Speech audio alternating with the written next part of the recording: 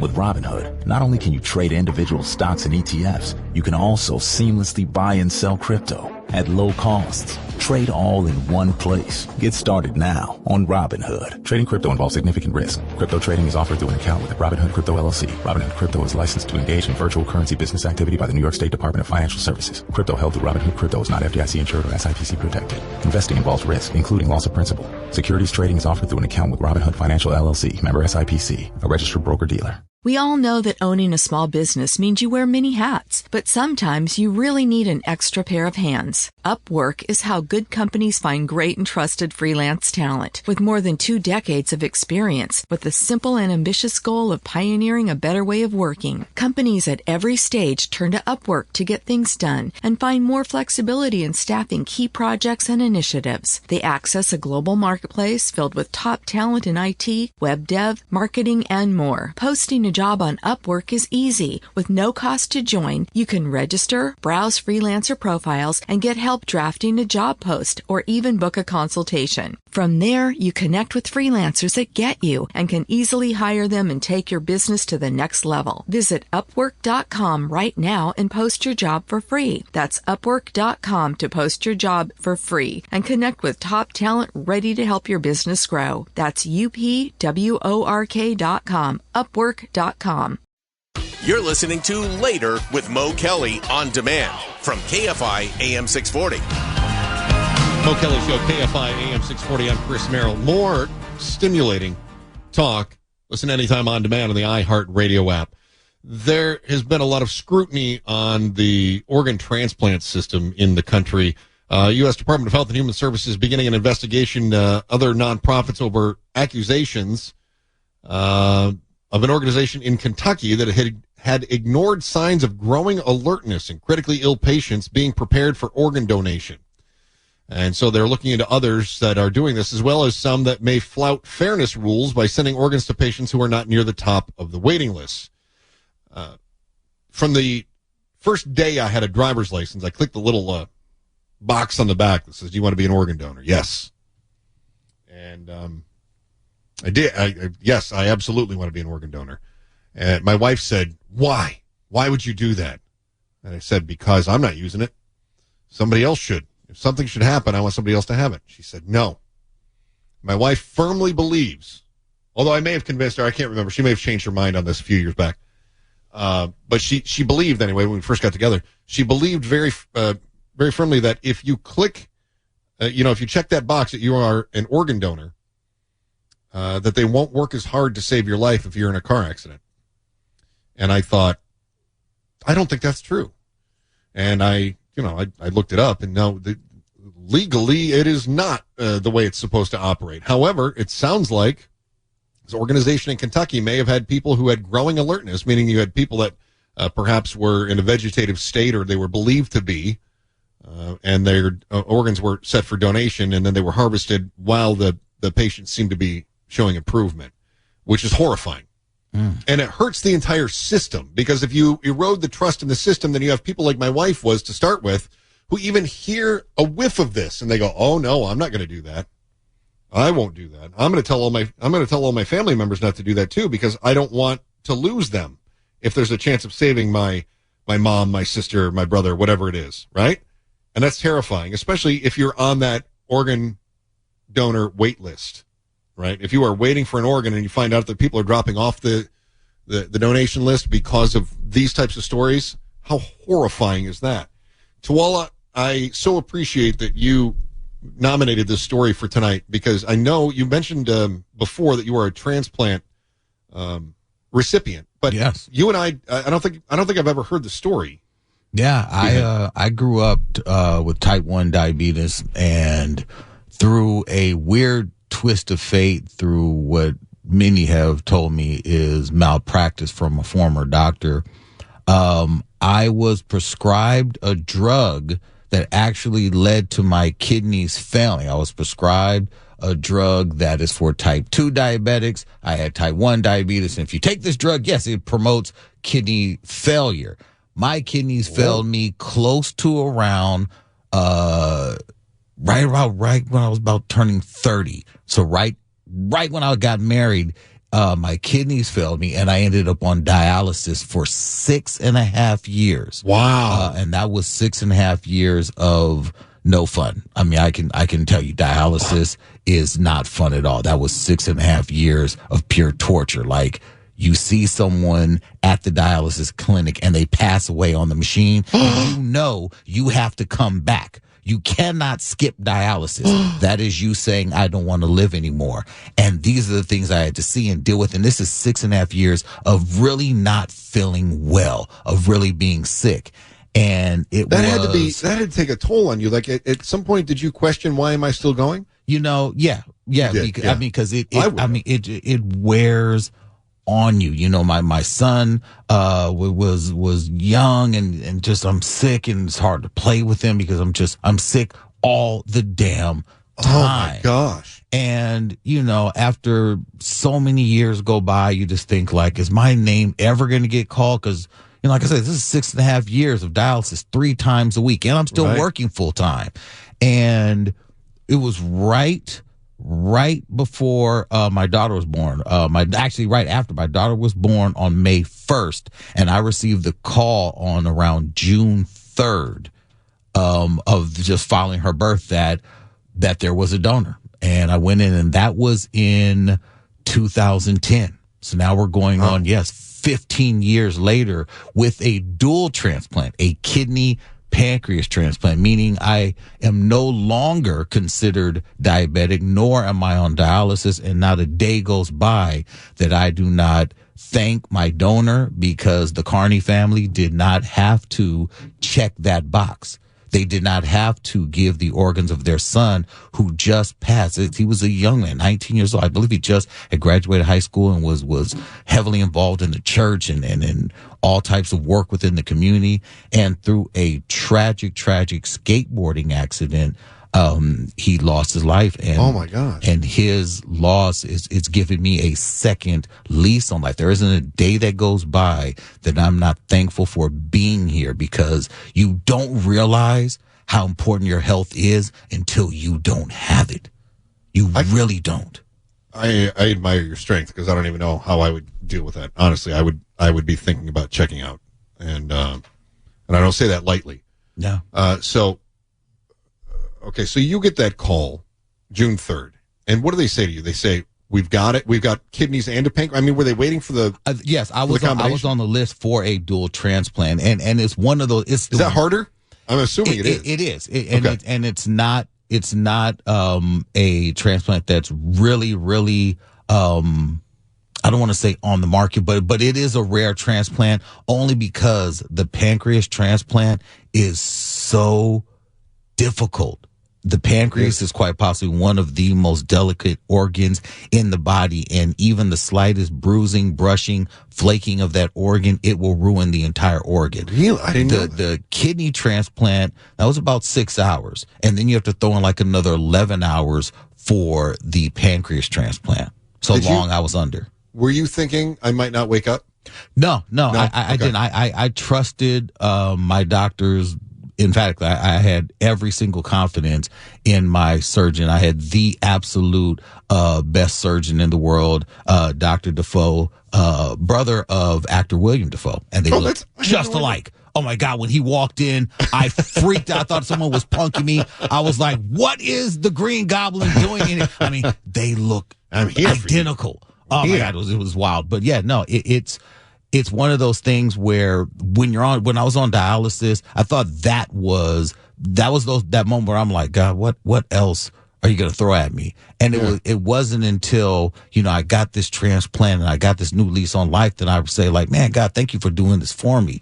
Because my entire life, a lot of people, you know, when you're a kid, a lot of people are like, oh, I want to be an astronaut. I want to be, you know, a policeman. I want to do X, Y, and Z. The only thing I wanted to be when I was a kid is not diabetic. That's the only thing I ever wanted when I was a kid. And I never thought in my wildest dreams that would ever be something that was possible. And so when my kidneys failed me and I'm on dialysis, I'm like, oh God, this is why. And then my doctor, my primary care physician was like, Mr. Sharp, you know, you're very, very young. And you're in really good health. I was really deep in martial arts at that time. And he's like, I think you'd be a prime candidate for a kidney pancreas transplant. And I'm like, wait a minute. You can do that? Pancreas? You can actually do that? He says it's rare and it's not often done right now because of how difficult it is. And also with the anti-rejection meds, we're really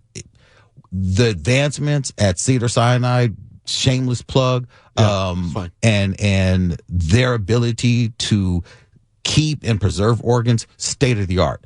But yeah, when my doctor told me that, I cried. I bawled. I'm like, are you telling me after 30 years of my life of being diabetic, I will not be diabetic? I said, no, there will be no insulin dependency whatsoever. I didn't even know that was a thing. Right? Hey, I have more questions, but we're obviously Robin's going to yell at me if I don't break here. But there's a question I've always wanted to ask a transplant recipient. We'll do that here in just a few moments. Chris Merrill in from Mo Kelly, KFI, AM 640, live everywhere in the iHeart Radio app. You're listening to Later with Mo Kelly on demand from KFI, AM 640. Good evening, Chris Merrill in for Mo Kelly, KFI, AM 640. More stimulating talk. Listening anytime are you on demand app day iHeart. I don't know what that was. The government is cracking down on the organ transplant system. There have been a number of investigations, first by media, then follow-ups by the HHS and by Congress, who are questioning what's going on with a number of organizations that are bumping some people up the list, the waiting list. And so there are a number of initiatives that are being described to try to fix this. They say that unlike most donors who are brain dead, patients in some cases they're talking about at one of these facilities do have brain function, but they're on life support, often in a coma. They're not expected to recover. So if a donation is authorized, doctors withdraw life support, wait for the patient's heart to stop, then remove the organs. That type of donation involving judgment calls can be prone to error. And so they are concerned that you may have people that have that are improving even slightly, that they have decided they're going to harvest the organs, even if they're not at that point where they might be ready. Tawala, who is one of the great producers in American radio today, is a dual transplant recipient. He was telling us a story about how he had his kidneys and his pancreas replaced at the same time. He was a double donor recipient. Let me just recap here briefly, Tawala, and correct me if I'm wrong on any of this. Born with type 1 diabetes, a medication that you were on contributed to the failure of your kidneys at about age 30. You started dialysis, and you were on that for 6.5 years. It was a very dark period, very difficult. Then you got a call on June 3rd, 2010 that said, we're ready. Yep. Is that about right? That is it. Also, your doctor is the brother of Willem Dafoe and looks like the Green Goblin. Yes. Okay. Okay, that's awesome. That was great. So, one question I've always had for transplant recipients, and it's kind of an inane question, but I'm genuinely very curious about this. So you get that phone call, and what do they say? They say, come in now? Yeah. So were you ever allowed to take a vacation or go out of town? At the time that I was on the list, no, because when you get that call, you have less than like 24 hours to get there. You have to get there. Okay. And I know some people who actually, because in Southern California, the transplant list is so long just because of the facilities out here and the size of Southern California. So there's a lot of people here who are on the list. But I have friends who've driven, or relocated to San Diego, and they've, waited like 2 years. I have people who've moved out of state to places where there isn't such a demand for kidney transplantation or even dual transplantation, for that matter, who have gotten transplants immediately. It's just being here in Southern California and having both UCLA and Cedars-Sinai being among the top 2 transplant centers in the country because of all their advancements in anti-rejection. There are like 3 places that you want to go. It's UCLA, it's Cedars, and it's like the Cleveland Clinic. Believe it or not, Cleveland Clinic's very good. Cleveland Clinic is where both UCLA and Cedars, they go to train at the Cleveland Clinic. Yeah, Cleveland Clinic is tops in the world for like heart care and things like that. Yeah. So here's the question I have then. When they call you, do you do you pack up right then? Do you have an appointment? And do you have to start? What's that? I had to go back. You had to go back. Yeah. Did you have to start fasting right away? Because whenever I get put out for anesthesia, if I'm at a general, they're like, you can't have anything after midnight, right? So do they pump your stomach or what? What do they do? You go in and they prep. The prep is a long time in and of itself. There is no just you going, hey, we're rolling right in. No, the prep and, getting all the meds ready, getting the team together. It was a long time, even before the surgery, even before I went under the knife. I think I may have got there, maybe 3 a.m, and I don't think they started the transplant surgery until maybe closer to 8 or 9 a.m. All right. Yeah. So enough to kind of let the blood sugar come down. And all that all of that, yeah. I was wondering that because I thought with a transplant, because obviously the organ has a limited amount of time that it can stay on ice. Yep. And I thought the recipient has to get there fast, but what do the anesthesiologists do if they got to put you out? I mean, I'm sure there's a procedure. I mean, you have car accident victims that have to be put under, but yeah, I mean, they told me if you get the call, we need you to be here within a window of 2 hours. Wow. This was explained to me. And I do know people who have, just when you're part of, I guess, the community, people who have been out of town and have had to get charter a plane to hurry up and get back here. Wow. Yeah. Yeah. Wow, that's fascinaning. So did you get the call late at night then? Yeah. Yeah, I did. Like and what's interesting is after I think maybe it had gone maybe at the 6-year point, I got a false call and I was packing up, and this is when my ex-wife was still pregnant, so got the false call, and she's like, oh my God, I'm about to give birth any day now, and they're calling in. She's like, okay, well, hey, you gotta go. So I packed my bags and I'm all ready, and then maybe an hour later they called to say sorry after they did, because they do a lot of quick pre-testing just to make sure that the organ, once they receive it, that it is an absolute match. Yeah. And whatever the points are called, as far as how many points it is close enough to mine, it just didn't match enough for them to say, hey, we're going to do it, because this is no easy surgery. I mean, when the intake, they say this is about a $2 million surgery here. Over the lifetime of the transplant, the cost of meds and the surgery itself, all of that. So you're not just walking in there, with, a pack of cigarettes and a six pack of Schlitz, pack of cigarettes. Yeah, I mean, you're just not. It's like they grill you to make sure that you are not only ready for the transplant, but you're ready for the commitment. There is no, I don't want to take that med anymore. No, sir. No, sir. Wow. You will be on these meds for the rest of your life. Yeah. And please do not mess around and think, I got the transplant, I'm fine now. No. You have to maintain this thing. Well, I'm impressed. I'm impressed by Cedars-Sinai. I'm impressed by you. I'm impressed by all of that. So thank you so much. It's such a wonderful story. I just love that. That said, I'm going to shift a little bit here at 8:30. Okay. Because I'm finding out that the kids these days are making do financially. As much as we worry about their financial futures, they are figuring it out. The trouble is, it's burdening the rest of us. You're listening to Later with Mo Kelly on demand from KFI AM 640. It's funny, every time I hear that promo, I think of my wife.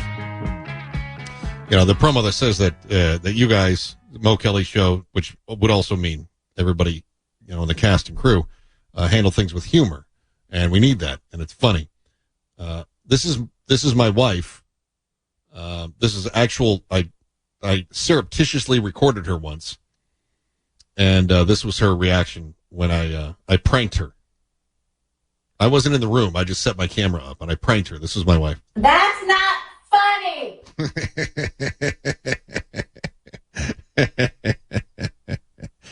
She doesn't think I'm funny, fellas. Relationships are about boundaries, Chris. Boundaries. That's not funny. I love it. I found one of those novelty shower curtains that looks like the shadow of a person carrying a knife. Oh, the Psycho one? Yeah. I love that. And I put it up in the bathroom, and our bathroom also has the washer and dryer. It's a pretty decent little bathroom. And I then went outside, made like I was doing yard work, and I kind of hollered in, and I go, honey, would you mind switching the laundry from the washer to the dryer? I don't want to track mud in the house. She goes, yeah, I got it. But I'd set my camera up, my phone in there, and I pressed record. So she opened the door, and here's this thing, and she kind of stopped and, kind of did that jump, and then That's not funny. She didn't even know if I could hear her. That was just her reaction. She thought I was outside. And did you tell us earlier that she's spending the summer elsewhere? She is, yeah. Okay. In the house where the shower curtain was hanging. But away from you. Far away from me. Is exactly. I'm sure there's no connection. She's requested to spend a lot of time away from me. It's true. we have 3 kids. The oldest is 30, and the other 2 are geezer Gen Zers, geezer Zoomers. So they're 27 and 26, respectively.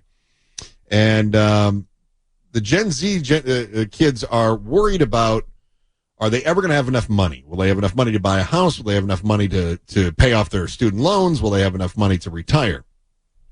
And I can tell you from experience, they are more than happy to leech off of the bank of mom and dad, and they're not the only ones. The bank of mom and dad has quietly become one of the largest financial institutions in the world. A 2019 study revealed that American parents ranked as the 7th biggest mortgage lender in the country, financing over $47.3 billion in a single year. Wow. If I'd asked you about who the biggest mortgage lenders are in the country, you would have been, you would have gone with the big banks, right? And then you find out the bank of mom and dad is on there. BOMAD, BOMAD. What's remarkable is that many parents aren't funding the entire purchase price of a home. They're often just providing a down payment. Yeah, I'm not buying your house for you. Get a job, slacker. But I understand moms and dads saying, I'll help you. I will loan you money for your down payment. I get that. Enabling their children to secure much larger loans from traditional banks. This trend highlights our willingness to take on massive debt. Oh. But the bank of mom and dad doesn't stop at mortgages. What is it? A survey from Savings.com found that parents are, on average, contributing $1,474 a month to cover their adult children's basic living expenses, groceries. Wait a minute, what? On average, we're contributing almost $1,500 a month for their groceries? I'm not buying you a house if you can't even afford groceries. Medicine and gas. Funds are also given for cell phones and even vacations. Good Lord. Millennials over the age of 30 are still major clients of this bank, receiving nearly $900 a month on average. Well, it's my Clearly, money. some families are giving their children a near lifetime membership with generous benefits. Yeah, I guess so. Yet there's a worrying side to this. What is it? Parents are now contributing significantly more to their adult children than to their own retirement savings. Oh, crap. Look, there's times that we've helped out our kids. There's times that my parents have been very generous, not necessarily with financial donations, but I think I've told the story before that we were in debt and we decided let's just go hardcore at this. We sold our house, we sold a car, and we bought a fifth-wheel trailer, and we lived in that for 2 years. But we lived in that at my parents' house. They were generous enough to allow us to use space at their place and then use their facilities as well, so we didn't always have to, shower and everything else in a trailer. So I do think it's something that families do. They help each other out. They lift each other up, right? But the idea of just writing the kids a check is very foreign to me, very challenging.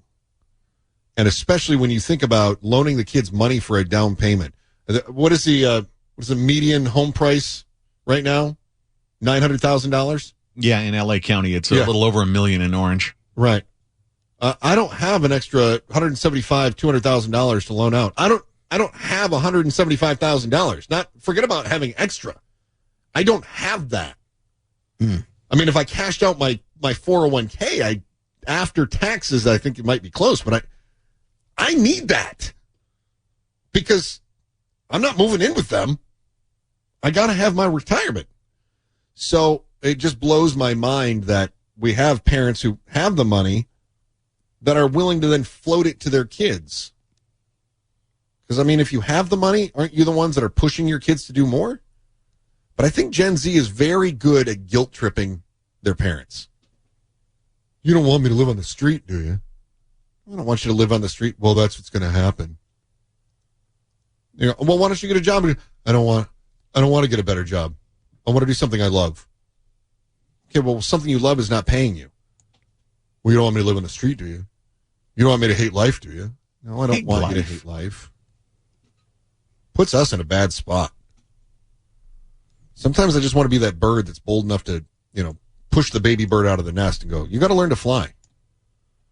But I grew up in a real rural area where every now and again you'd walk by a nest and there would be a little bird on the ground that didn't learn. Yeah. You know what I mean? Yeah. And I don't want to be that parent. That's what terrifies me.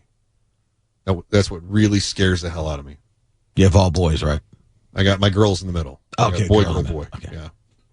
And it just scares the dickens out of me that what if they don't learn how to fly?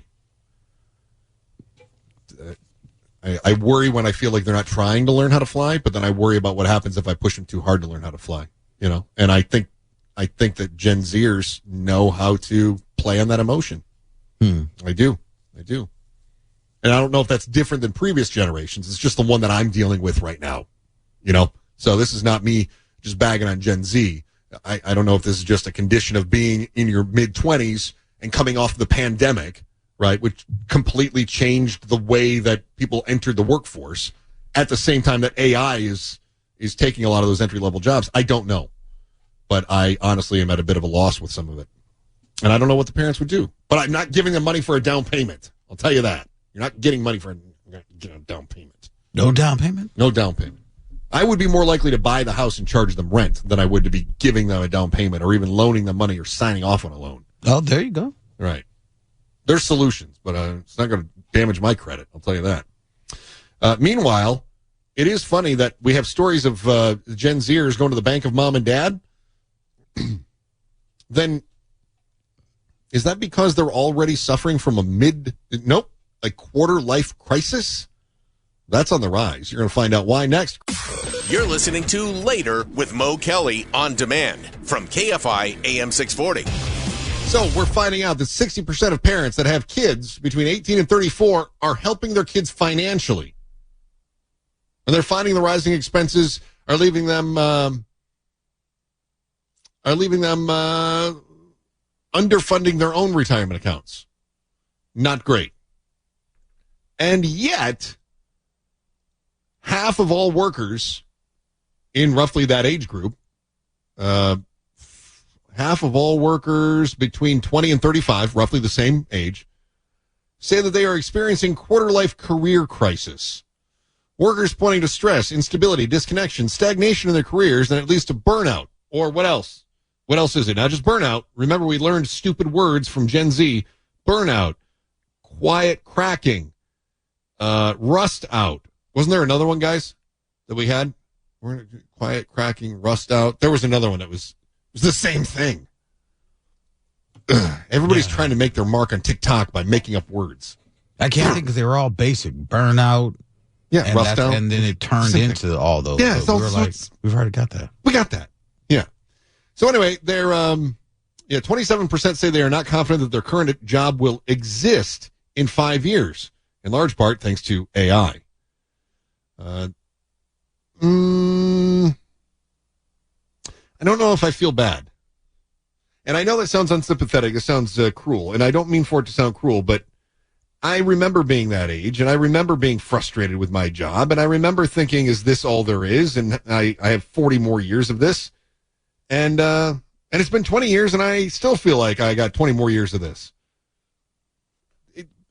That's called life. That's not a quarter-life crisis. That's called life.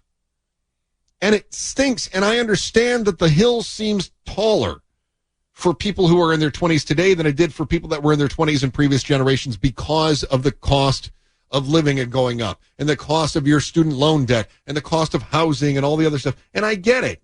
I do. I'm sympathetic. But that's just life, man.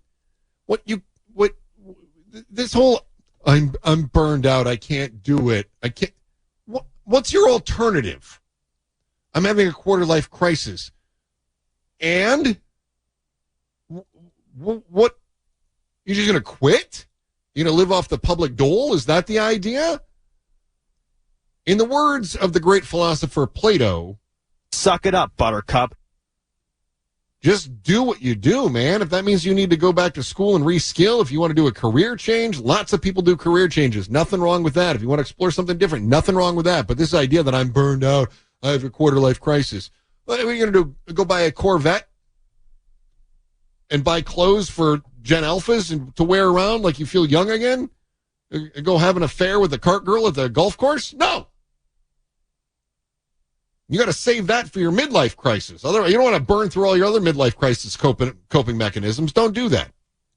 One thing, though, is that people are not, even if they are feeling their midlife crisis, their burnout, their rust out, their quiet cracking, whatever dumb word we want to give to it, we have another word, although I don't hate this one as much. I want to hate pretty much everything that's different. That's how I know I'm getting old. If it's new, I hate it. But this one I don't hate so much. It's called job hugging. Are you familiar with job hugging? According to Canticos al Señor, and I'm sure I slaughtered that pronunciation, job hugging. Imagine a scenario where the once bustling world of job hopping has given way to a quieter, more cautious approach, what some are calling the Great Stay. Oh, who are they? Who are some? Because I'm not calling it the Great Stay. Great Stay is when I'm at like the Red Roof Inn and I get a free continental breakfast. Are the Red Roof Inns around here? I haven't seen one in years. No, but the Great Stay. I'm trying to think if I ever like a Clarion. Yeah. What? Sleep. The Great Stay. The Great Stay. This shift marks a significant departure from the tumultuous period known as the Great Resignation, where millions of workers left their jobs in search of greener pastures. But here's where it gets interesting. Okay. In 2020, we're 30 seconds in. It should get interesting soon. 25. We're seeing a dramatic turnaround as U.S. employees are increasingly sticking with their current roles, a phenomenon experts are dubbing job hugging. According to recent data from the U.S. Department of Labor's Job Openings and Labor Turnover Survey, JOLTS, the quits rate has settled at around 2%, a level not seen since early 2016. And that's because, one, you're not getting a raise when you switch jobs. Like after the pandemic, when everybody was job hopping, they could get raises. They're not getting raises now. So they're hanging on to the job they have because at the very least they have some security. They've got some seniority. So they're not taking off. The last 3 months have seen the weakest job creation in the United States outside of the pandemic since 2010 in the wake of the global financial crisis. So things are definitely slowing down. In other words, if you are having your quarter-life crisis right now and you think your job is terrible, again, I go back to Plato. Suck it up, buttercup. You're going to have to just bare-knuckle this and get through it. Chris Merrill from O'Kelly, KFI AM 640. Live everywhere on your iHeart Radio app. KFI and KOST HD2, Los Angeles, Orange County. More stimulating talk.